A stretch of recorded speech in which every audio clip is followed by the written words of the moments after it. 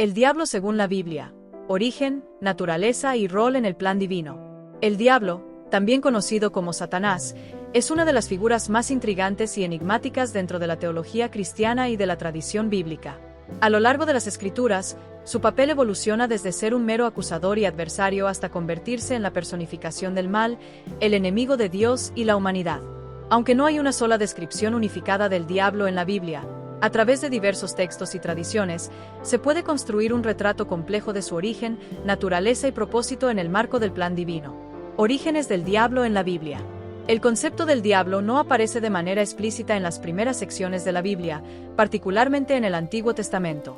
En las primeras escrituras, se observa que la figura que más tarde será identificada como Satanás desempeña un rol limitado, sirviendo como adversario o acusador en el ámbito celestial, pero no necesariamente como una figura completamente malvada. El libro de Job. Satanás como el acusador. Uno de los primeros pasajes donde aparece Satanás se encuentra en el libro de Job. Aquí, Satanás actúa como un fiscal celestial que cuestiona la lealtad y rectitud del hombre ante Dios. En Job 1, 6-12 y 2, 1-7, Satanás aparece entre los hijos de Dios, los seres celestiales que se presentan ante el Señor. En lugar de ser un rebelde opositor de Dios, Satanás en este contexto cumple el papel de poner a prueba a Job, sugiriendo que su devoción a Dios solo existe debido a las bendiciones que ha recibido. Dios permite que Satanás someta a Job a sufrimientos, lo que desencadena la narrativa principal del libro. En este relato, Satanás no es descrito como una figura totalmente independiente del plan divino. De hecho, necesita el permiso de Dios para actuar, lo que indica que, en este momento de la historia bíblica, Satanás sigue bajo la autoridad de Dios y cumple una función en el sistema celestial.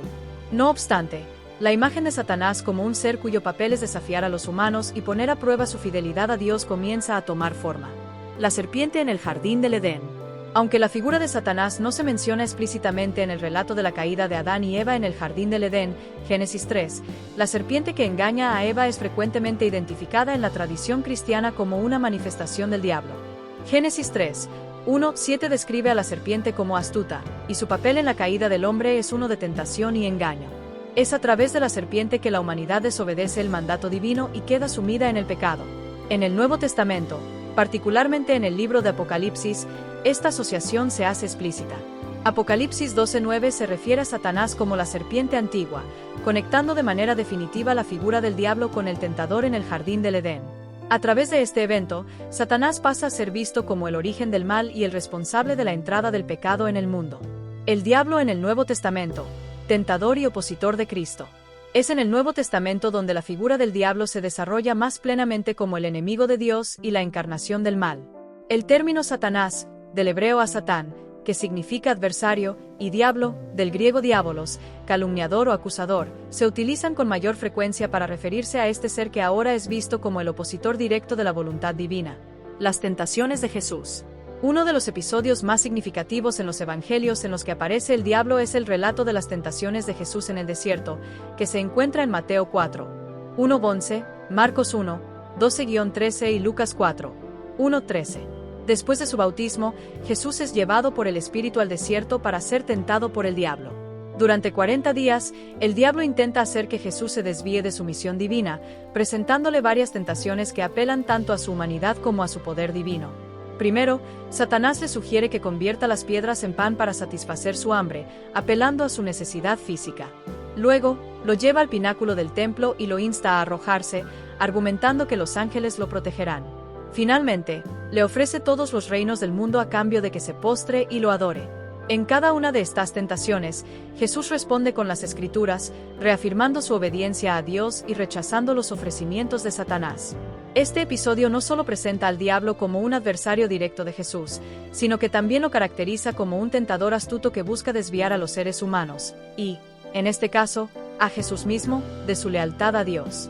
Satanás aparece aquí como un manipulador, que busca utilizar las debilidades humanas para hacer que la humanidad se aleje de su Creador. El diablo como opositor en los escritos apostólicos.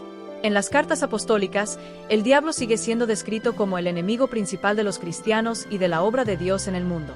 En 1 Pedro 5:8 se advierte a los creyentes: sed sobrios y velad, porque vuestro adversario el diablo, como león rugiente, anda alrededor buscando a quien devorar. Esta imagen refuerza la idea de Satanás como un peligro constante, un ser que acecha, buscando destruir la fe y la vida de los seguidores de Cristo. El apóstol Pablo también menciona al diablo en varias de sus epístolas. En Efesios 6, 11-12, exhorta a los creyentes a vestirse con toda la armadura de Dios para poder resistir las acechanzas del diablo. Según Pablo, la lucha del cristiano no es contra carne y sangre, sino contra principados, potestades y los gobernadores de las tinieblas de este siglo. Aquí, Satanás es presentado como el líder de una vasta jerarquía de fuerzas malignas que se oponen al reino de Dios. El diablo en el Apocalipsis, el dragón y el juicio final. El libro de Apocalipsis ofrece la descripción más vívida y simbólica del diablo en toda la Biblia. Aquí, Satanás es identificado como el gran dragón que lucha contra los ángeles de Dios y es finalmente derrotado y expulsado del cielo por el arcángel Miguel y sus huestes. Apocalipsis 12, 7-9. En este punto, Satanás se convierte en el enemigo definitivo de Dios y de la humanidad, sabiendo que su tiempo es corto antes de que sea completamente derrotado. Apocalipsis también describe el papel de Satanás en la persecución de los seguidores de Cristo.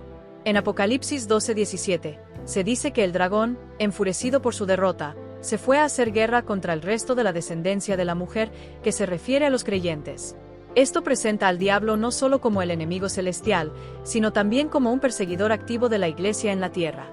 Sin embargo, el relato final del diablo en Apocalipsis es su derrota definitiva. En Apocalipsis 20:10, se nos dice que Satanás será arrojado al lago de fuego y azufre, donde será atormentado día y noche por los siglos de los siglos.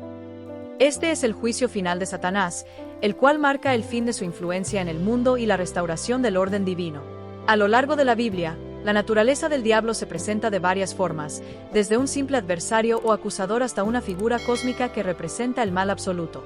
A medida que la teología cristiana se desarrolla, Satanás llega a ser visto como un ser caído, un ángel rebelde que se levantó contra Dios y fue expulsado del cielo como resultado de su insurrección.